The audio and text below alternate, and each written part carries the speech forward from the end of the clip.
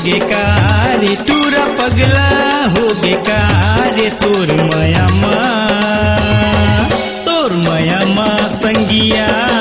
टूरा बैहा होगे ना तोर मयामा जानुया टूरा बैहा होगे ना टूरा बैहा होगे कारे टूरा पगला होगे कारे तोर मयामा संगिया टूरा बैहा होगे ना तोर मयामा जानुया टूरा बैहा होगे ना।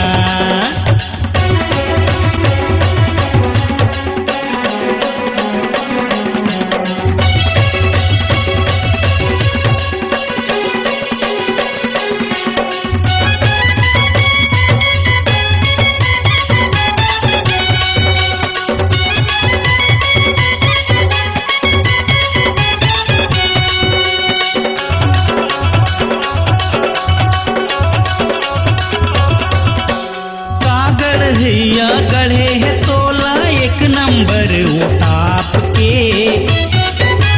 गुन के बने सोहीरे कतको फोटुला छाट के गुन के बने सोहीरे कतको फोटुला छाट के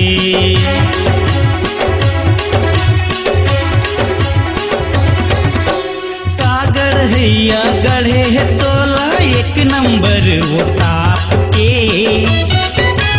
गुन के बने सोहीरे कतको फोटुला छाट के गुन के बने सोहीरे कतको फोटुला छाट के टूरा बैहा होगे कारे टूरा पगला होगे कारे तोर मयामा संगिया टूरा बैहा होगे ना तोर मयामा जानुया टूरा बैहा होगे ना।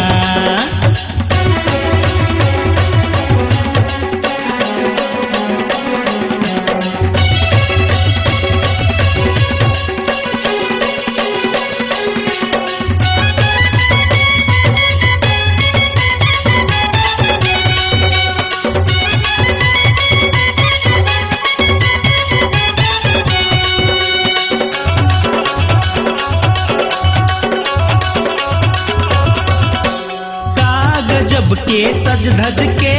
जब गली मया थसो सबो टूरा मन के दिल मरानी का बरे आगी लगा थसो सबो टूरा मन के दिल मगोरी का बरे आगी लगा थसो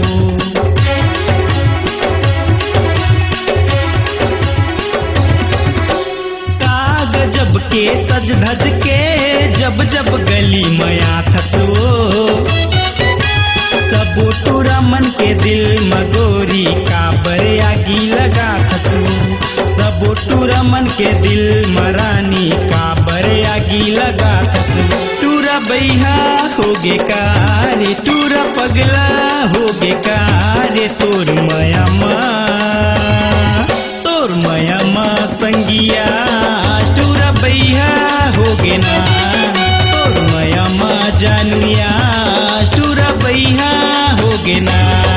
टूरा बैहा होगे कारे टूरा पगला होगे कारे तोर मयामा संगिया टूरा बैहा होगे ना तोर मयामा जानुया टूरा बैहा होगे ना तोर मयामा संगिया टूरा बैहा होगे ना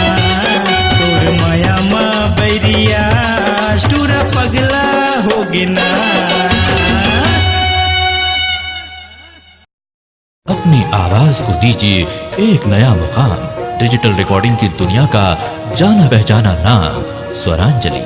जहां गूंजती हैं ध्वनियां अपनी माटी की सौंधी सुगंध के साथ छत्तीसगढ़ी संगीत के विविध रंग जो पहुंचाते हैं पूरे प्रदेश में डिजिटल रिकॉर्डिंग के संग स्वरांजलि स्टूडियो नेमीचंद गली नंबर 2 गंजपारा रायपुर।